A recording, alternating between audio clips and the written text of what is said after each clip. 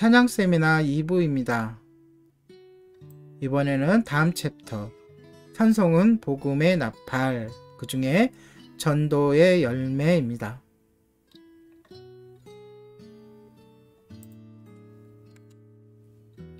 지금까지 우리는 하나님과 성도의 관계에서 찬송이 과연 어떤 의미를 가지고 있는지에 대해 생각해 보았습니다. 그렇다면 이제는 찬송의 수평적 의미를 살펴보도록 하겠습니다. 우리가 찬송하는 목적은 오직 한 가지, 하나님께 영광을 돌리기 위해서입니다. 그럼에도 불구하고 찬송의 수평적 의미를 살펴보자는 말에 혹 어떤 사람은 찬송을 해야 하는 또 다른 이유가 있는 것이 아닌가 생각할 수도 있지만, 찬송의 이유와 목적은 오직 주님의 영광을 위한 것이되 그 과정에서 발생하는 몇 가지 현상들을 살펴보자는 것입니다. 오늘은 그 중에 전도의 열매를 살펴보도록 하겠습니다.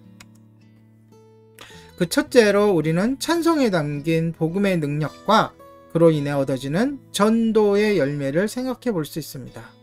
살다가 보면 자신의 의사와 상관없이 수많은 소리를 듣게 됩니다. 물론 그 소리 가운데는 유익을 주는 어떤 음악이나 새로운 정보가 있을 수도 있고 괴로움을 주는 소음도 있을 것입니다.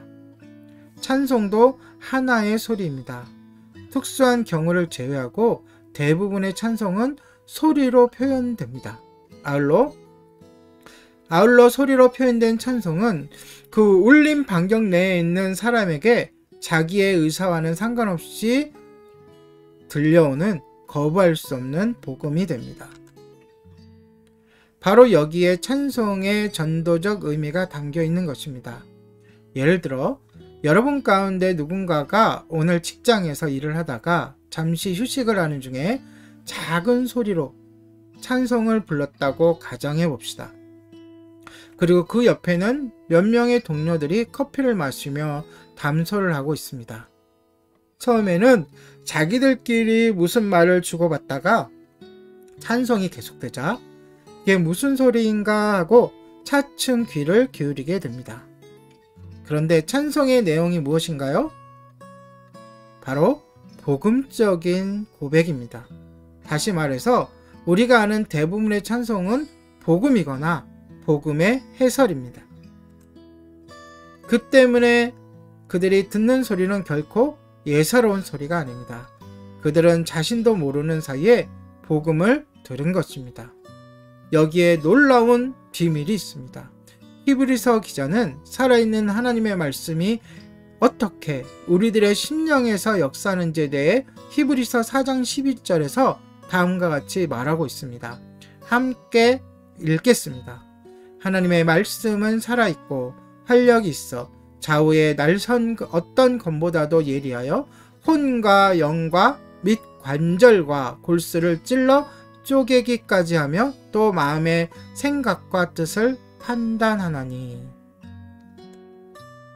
생활 속에서 들려오는 수많은 소리가 그저 스쳐 지나가거나 잠시 기억되다가 이내 사라지는 것에 비해 찬송에 담긴 복음은 그 자체가 살아있는 능력이기 때문에 결코 그대로 소멸되지 않고 그 소리를 들은 수많은 사람들의 심령을 갈아엎습니다. 이 얼마나 놀라운 일인가요? 우리 자신들이 말씀을 통해 새롭게 된 것 같이 우리 주변의 불특정 다수의 사람들 역시 그들의 의사와 전혀 상관없이 우리가 부르는 찬송을 통해 복음을 듣고 이미 변화되고 있다는 사실입니다. 저는 찬양 사역을 하면서 찬송을 듣고 예수님을 영접했다는 간증을 수없이 들었습니다. 군 복무 시절 하루 일과가 끝나면 어김없이 들려오는 찬송 소리에 어느 날 자기도 모르게 교회에 발을 들여놓았다는 어느 형제의 고백, 또 예수를 전혀 모르는데 누군가가 선물로 보내준 찬송 음원을 무심코 듣다가 주님을 영접하게 되었다는 어느 자매의 고백 등 우리가 드리는 찬송을 통해 역사하시는 하나님의 손길을 곳곳에서 느낄 수 있음에 하나님께 감사를 드리고 있습니다. 저는 2008년부터 2011년까지 매주 수요일, 금요일마다 1시간씩 전철역 입구에서 기타를 치며 찬양을 했습니다.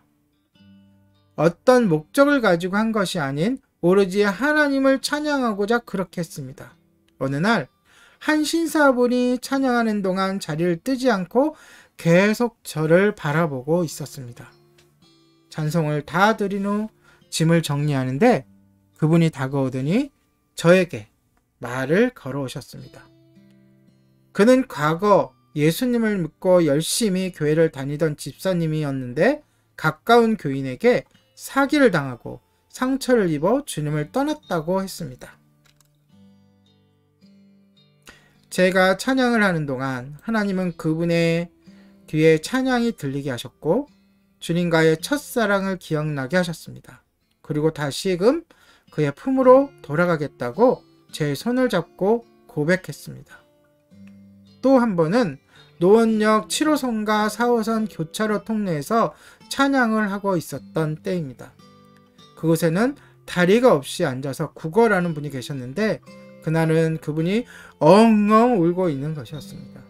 찬양을 하다가 그분을 본 저는 깜짝 놀라서 찬양을 멈추고 어디 아프시냐고, 어디 많이 아프시냐고 물었습니다. 그런데 그의 고백이 놀라웠습니다.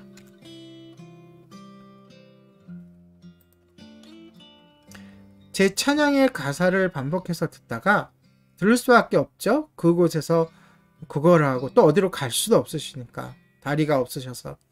그가 제가 부르는 찬양의 가사를 반복해서 듣다가 그 가사의 내용이 자신을 찌르고 또 위로하고 사랑이 그리워서 울고 있다고 했습니다.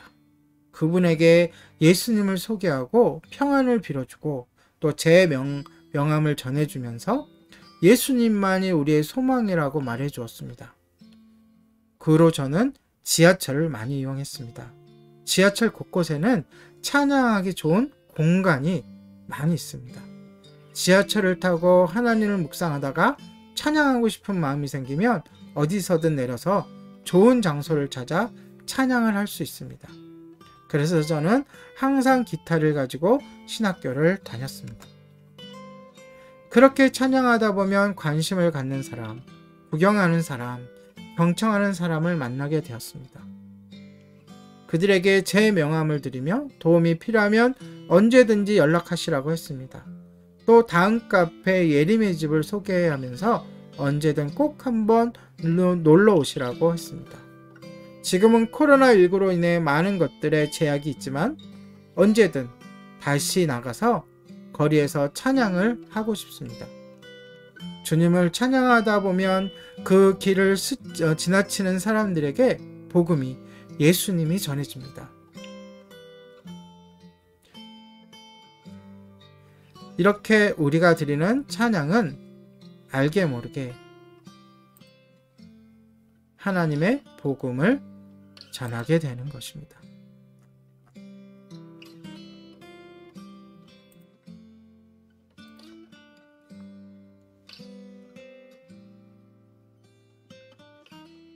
네, 이것으로 오늘 세미나를 모두 마치도록 하겠습니다.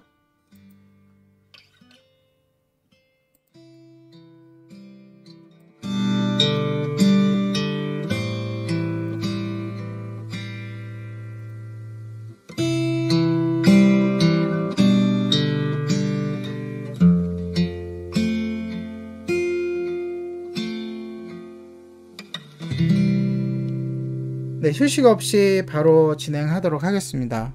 네, 오늘 찬양을 당하면 시간이 많이 지체될 것 같습니다. 마지막 네 곡인데요.